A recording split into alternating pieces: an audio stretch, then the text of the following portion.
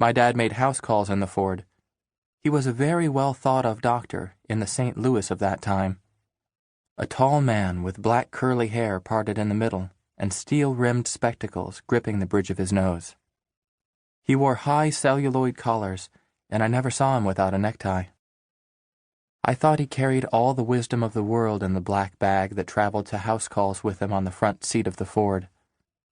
With the same silent skill that he used to set a bone, he could patch a tire. Apparently my dad had been young once, but I couldn't picture it. Even at the age of 15, I knew but little about who he was and where he'd come from, and so I knew but little about myself. My dad was what they called a self-made man. Though he'd succeeded in St. Louis, he'd come from a little town called Grand Tower on the other side of the Mississippi River, down low in Illinois. All I knew of Dad's people was that they'd lived through the Civil War. Imagine an age when there were still people around who'd seen U.S. Grant with their own eyes, and men who'd voted for Lincoln. People you could reach out and touch. My dad's father, the first Dr. William Hutchings, had been a doctor in the Union Army. My grandmother and grandfather Hutchings still lived in what Dad called the home place, down in Grand Tower, that wide spot in the road. I couldn't remember visiting them before.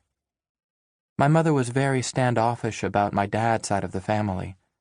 She was a St. Louis girl, and we boys were named for her side of the family. I was Howard Leland Hutchings. My little brothers, twins, were Raymond and Earl. At the age of 5, they were too young to figure much in this story, but they came along on the trip too.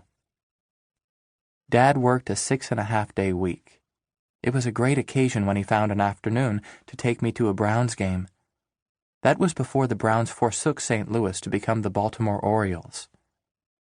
But now he had announced that we were going to visit his folks, motoring there and back in the Ford.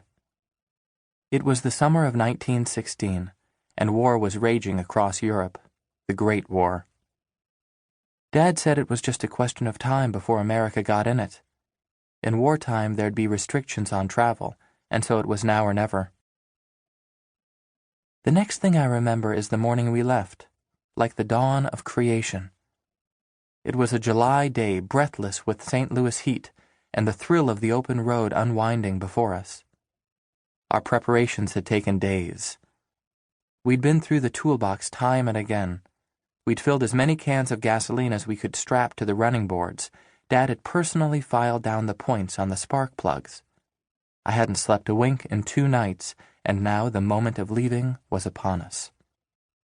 Mother wasn't going and didn't want us to go, and I didn't know why.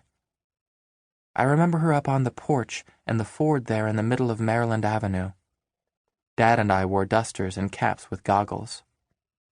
One of the extra features of our Ford was a windshield, but it was always laid flat across the hood for city driving. The Ford was a touring car, which meant it had a canvas pull-up roof in case of rain, or for when you spent a night on the road. You had to crank the car a good 10 minutes to get it going, and Dad left that part to me. The knack for starting a Ford was to jack up a rear wheel. He got the little boys settled on the rear seat, but they kept spilling out of the car, running back to the house for something they'd forgotten.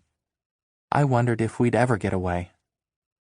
But at last the engine caught and turned over. The Ford coughed twice and came to life. Dad broke a fresh egg into the radiator so that it would hard boil and seal the leaks. The boys were more or less settled. Dad let out the brake and fiddled with the gas lever. We'd already aroused the neighborhood. Now we were off in a volley of sharp reports from the tailpipe, and Mother was turning back to the house.